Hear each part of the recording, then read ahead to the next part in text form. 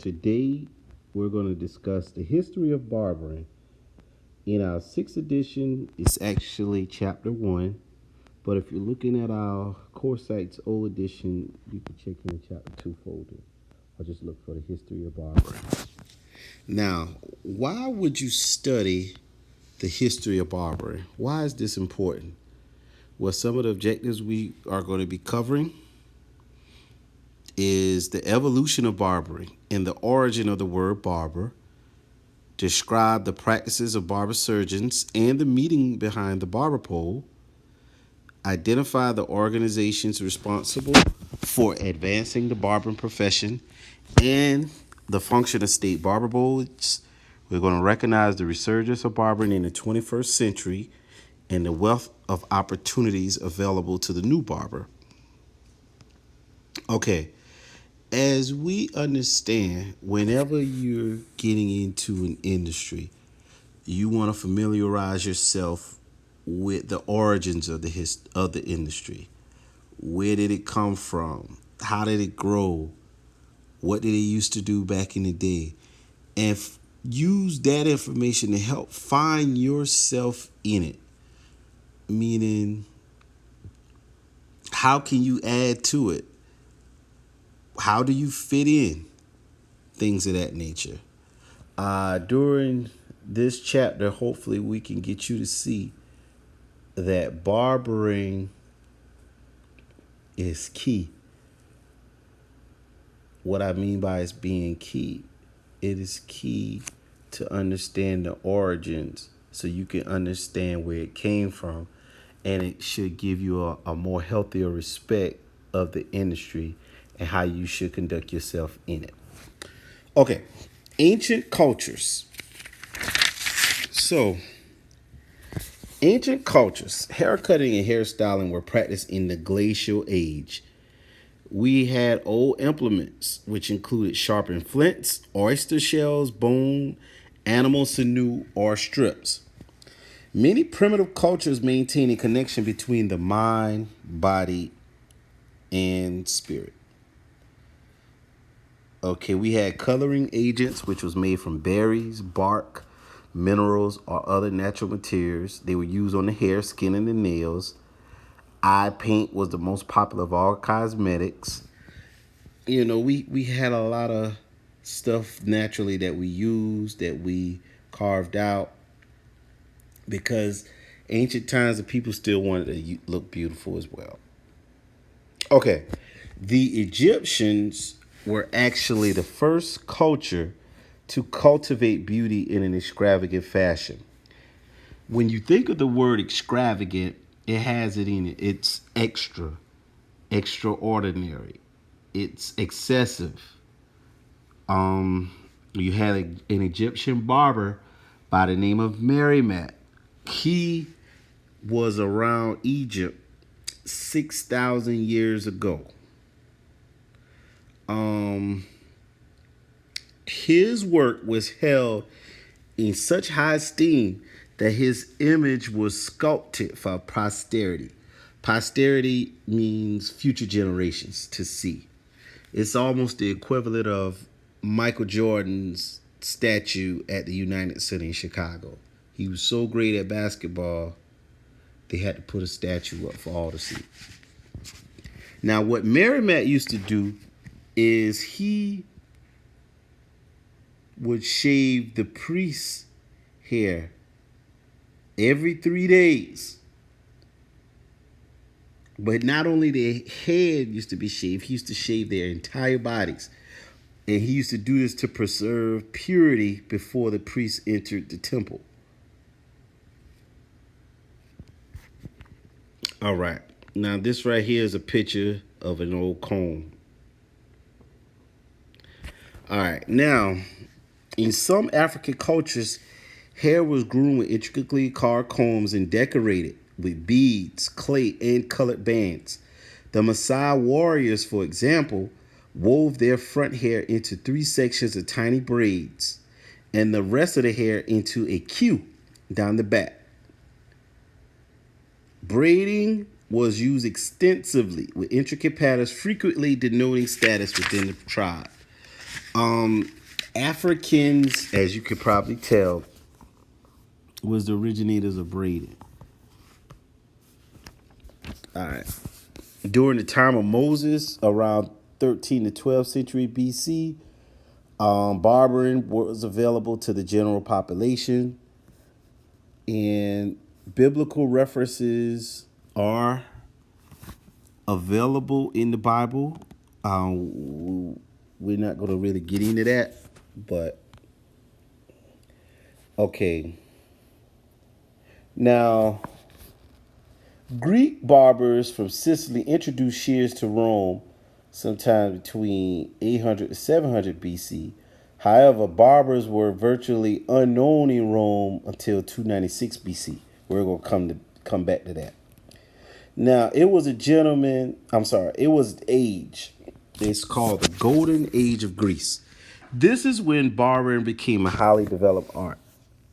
When you hear the word golden or golden age, you usually think of a high time, a great time, a time of high productivity. Things are going great. So these are some of the things happen. Your beards were your status symbols. The Greek men had their beards trimmed, curled, and scented on a regular basis.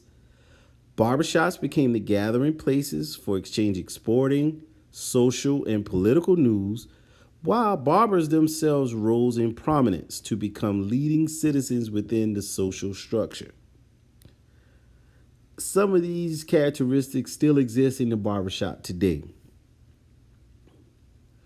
Now, the status of the beard in Greece drastically changed in the 3rd century BC when Alexander the Great's Macedonian troops lost several battles to the Persians as a result of the warriors' beards.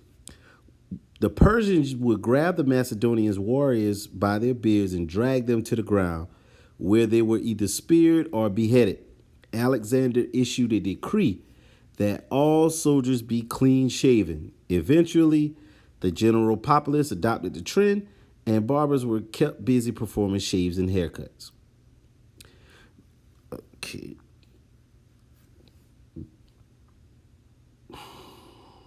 Well, that's Alexander the Great right here.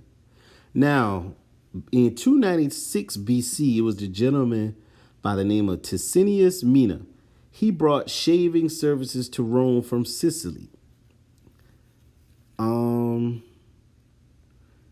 What the men of Rome used to do, they used to enjoy tonsorial services. We're going to get to that word in a little bit, such as shaves, hair cutting and dressing, massage, and manicuring on a daily basis, with a good portion of their day spent with the barber.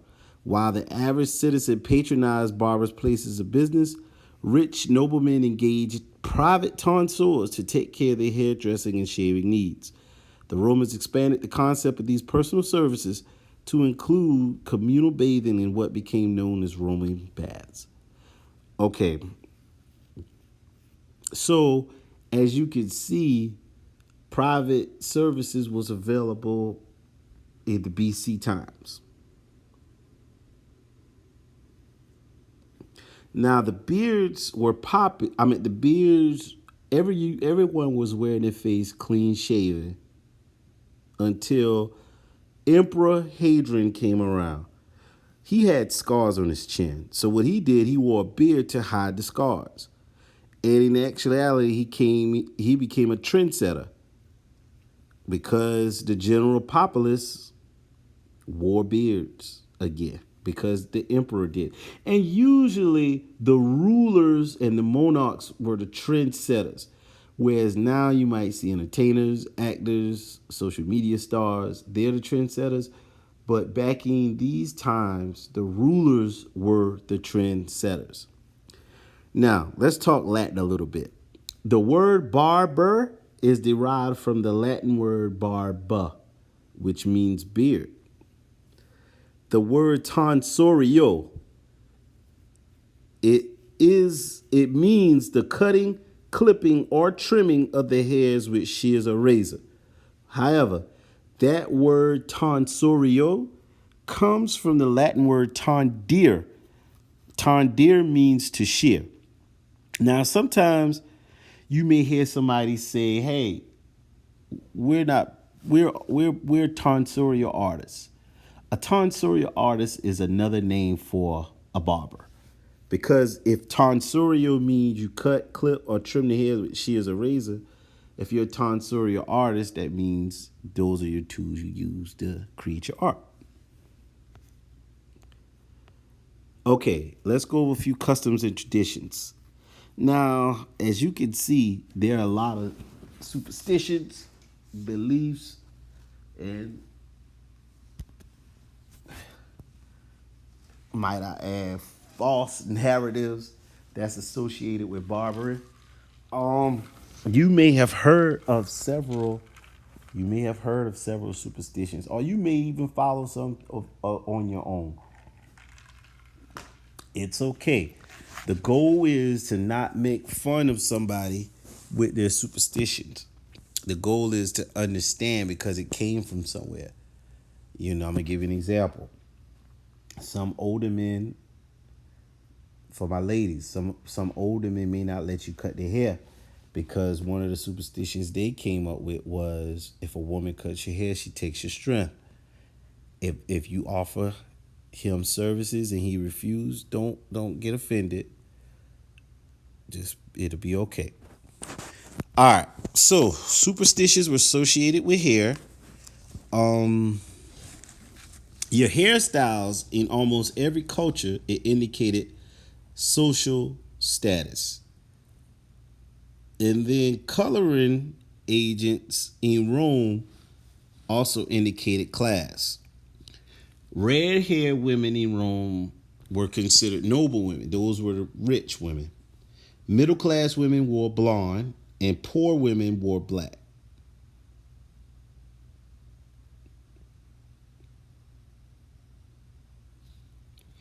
All right. As you're going to see throughout the rest of this chapter, and you probably have seen already, religion, occupation, and politics are very intertwined with hair. They were some of these things were indicated by your hairstyle and or your beard. Let me give you an example. Clergymen of the Middle Ages were distinguished by the tonsure. What is a tonsure? A tonsure is a shaved patch on the crown of the head. You can look in your book on page 9. That's an example of a tonsure. And it's different variations of the tonsure, but this is a general definition of what it is. And as I said earlier, the rulers and the monarchs became the trendsetters. Oh, here's a picture of the tonsure right here. All right. Now, the beard. The beard is very important. And as you can see, the beard is cyclical, as with all styles, in prominence. From the days of Merrimack, the beard was out. Then, around the golden age of Greece, the beards came back. Then, during the period of Alexander the Great, the shaves were back in. Then, during the period of Emperor Hadrian, the beards came back. And you could think about it. Right now, the beards are popular, but it's going to come a time when the shave is going to become popular. Is that saying that all people are going to shave their beards? No, because people wear beards for various reasons. Some wear beards because of religious purposes, just like we discussed earlier. The beards have been known to be a symbol of strength, wisdom, and manhood. Right here gives you a quick timeline of the beard and shaving from the Upper Paleolithic age, where they used stone razors over 40,000 years ago, to the Neolithic. Then when the Egyptians, they were shaving during the days of Merrimack, and so on and so on. Okay. Orthodox Jews, the beard was used as a sign of religious devotion. The beard and shaving constituted rite of passage. And the rulers and priests influenced beard and shaving, just like.